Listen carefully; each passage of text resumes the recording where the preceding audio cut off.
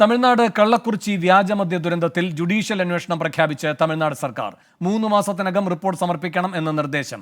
മരിച്ചവരുടെ കുടുംബങ്ങൾക്ക് 10 ലക്ഷം രൂപ വീതം ധനസഹായം നൽകും. ചികിത്സയിലുള്ളവർക്ക് 50,000 അടിയന്തര സഹായം നൽകാനും തീരുമാനമായി. അരുൺ പൂപ്പറമ്പ കൂടുതൽ വിവരങ്ങളുമായി ചേരുന്നു. അരുൺ, എന്തൊക്കെയാണ് സർക്കാരിന്റെ തീരുമാനം? വേണു, മുഖ്യമന്ത്രി എം.കെ. സ്റ്റാലിന്റെ അധ്യക്ഷതയിൽ ചേർന്ന ഉന്നതതല യോഗത്തിലാണ് ഈ തീരുമാനങ്ങൾ കൈക്കൊണ്ടിട്ടുള്ളത്. ഈ വ്യാജ മദ്യ ദുരന്തവുമായി ബന്ധപ്പെട്ടിപ്പോൾ സർക്കാർ ജുഡീഷ്യൽ അന്വേഷണം പ്രഖ്യാപിച്ചിട്ടുണ്ട്. ജസ്റ്റിസ് ബി ഗോകുൽദാസിന്റെ നേതൃത്വത്തിൽ ഒരാൾ മാത്രമുള്ള കമ്മീഷനെയാണ് ഇപ്പോൾ നിയോഗിച്ചിട്ടുള്ളത്.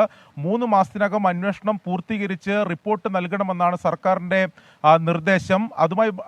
അതോടൊപ്പം തന്നെ നിലവിൽ മരിച്ചവരുടെ കുടുംബങ്ങൾക്ക് 10 ലക്ഷം രൂപ വീതം നഷ്ടപരിഹാരം കൂടി സർക്കാർ പ്രഖ്യാപിച്ചിട്ടുണ്ട്.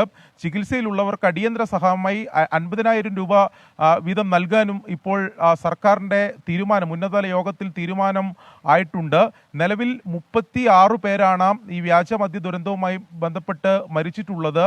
100ഓളം പേർ നിലവിൽ ചികിത്സയിലുണ്ട് എന്നതാണ് അനൗദ്യോഗികമായി ലഭിക്കുന്ന വിവരം. സർക്കാർ അതിന് കൃത്യമായ ഒരു കണക്ക് ഈ ഘട്ടത്തിലും പുറത്തുവിട്ടിട്ടില്ല. വിവിധ ആശുപത്രികളിൽ കൂടുതൽ പേർ ചികിത്സ തേടിയിട്ടുണ്ട് എന്ന വിവരം കൂടി ഈ ഘട്ടത്തിൽ എന്തായാലും ലഭ്യമാകുന്നുണ്ട്. വലിയ ദുരന്തമാണ്, വലിയ വ്യാപ്തിയുള്ള ദുരന്തമാണ്. അതിന്റെ അന്വേഷണം, പോലീസിന്റെ അന്വേഷണം നടക്കുന്നുണ്ട്. അതോടൊപ്പം തന്നെ ഇപ്പോൾ ഈ ജുഡീഷ്യൽ അന്വേഷണം കൂടി ഇപ്പോൾ സർക്കാർ ഉത്തരവിട്ടിരിക്കുകയാണ്.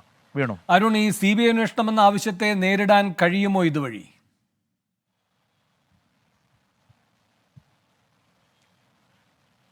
വേണു, തീർച്ചയായും ഇതിൽ ഈ സംഭവത്തിൽ നേരത്തെ തന്നെ BJP രാഷ്ട്രീയമായി ഇതിൽ CBI അന്വേഷണം വേണം എന്ന ആവശ്യം ഉന്നയിച്ചിരുന്നു. അതായത് തമിഴ്നാട്ടിൻ്റെ ഒരു പൊതു സാഹചര്യം നമുക്കറിയാം. ഇതാദ്യമായിട്ടല്ല ഇത്തരത്തിൽ വ്യാജമദ്യ ദുരന്തം ഉണ്ടാവുന്നത്. കഴിഞ്ഞ വർഷം തന്നെ 2 ഇടങ്ങളിലായി ഇത്തരത്തിൽ വ്യാജമദ്യ ദുരന്തം ഉണ്ടാവുകയും ചെയ്തിരുന്നു. ആ ഘട്ടത്തിലൊക്കെ ഇത് തടയുന്നതിന് വേണ്ടി വലിയ രീതിയിൽ നടപടി സ്വീകരിച്ചു. അതായത് ലഹരി വിരുദ്ധ പ്രത്യേക സംഘങ്ങളെയൊക്കെ നിയോഗിച്ച് വലിയ നടപടികൾ സ്വീകരിച്ചു എന്ന് തമിഴ്നാട് സർക്കാർ അവകാശപ്പെട്ടിരുന്നു. എം.കെ. സ്റ്റാലിൻ തന്നെ അത്തരത്തിലുള്ള നടപടികളെ സംബന്ധിച്ച് പലതവണ വിശദീകരിച്ചതാണ്.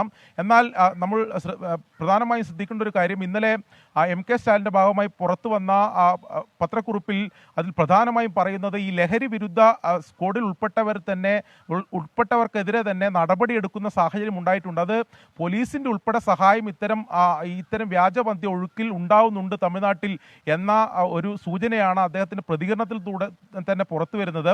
അത്തരം നടപടികൾ, പോലീസുകാർക്കെതിരെയുള്ള നടപടികൾ ഇതിനു മുമ്പ് ഉണ്ടായിട്ടുമുണ്ട്. അതായത് വലിയ വ്യാപ്തിയുള്ള ഒരു ദുരന്തം ഇപ്പോൾ ഈ വർഷം കൂടി ഉണ്ടാവുകയാണ്. സ്വാഭാവികമായും അതിൽ രാഷ്ട്രീയമായി സംസ്ഥാന സർക്കാർ മറുപടി പറയേണ്ടി വരും.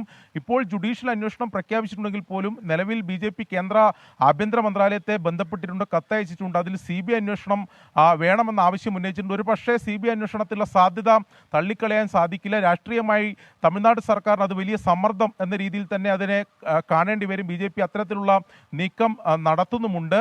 എന്തായാലും രാഷ്ട്രീയമായി കൂടി വലിയ പ്രതിരോധത്തിലാണ് തമിഴ്നാട് സർക്കാർ എന്നുള്ള കാര്യത്തിൽ സംശയമില്ല. ഇപ്പോൾ നിയമസഭാ സമ്മേളനം നടക്കുകയാണ്. അതിൽ പ്രത്യേക ചർച്ച ചെയ്യണമെന്ന ആവശ്യം ഉൾപ്പെടെ ഉയർന്നിരുന്നു. സർക്കാരിൻ്റെ കെടുകാര്യസ്ഥതയാണ്, സർക്കാരിൻ്റെ അലംഭാവമാണ് ഇത്തരത്തിൽ ദുരന്തങ്ങൾ ആവർത്തിക്കാൻ കാരണമാകുന്നതെന്ന വിമർശനം പൊതുവെ ഉയരുന്നുണ്ട്. അത് ഗവർണർ തന്നെ പരസ്യമായ വിമർശനം ഉന്നയിക്കുന്ന സാഹചര്യമുണ്ടായി. വിവിധ രാഷ്ട്രീയ കോണുകളിൽ നിന്ന് അത്തരം വിമർശനമുണ്ട്. അതിനെ എങ്ങനെ തമിഴ്നാട് സർക്കാർ പ്രതിരോധിക്കും എന്നുള്ളതാണ് എനിക്ക് കാണേണ്ടത്. വേണു, ശരി. അരുൺ പൂപ്പറമ്പയാണ് വിശദാംശങ്ങൾ നൽകിയത്.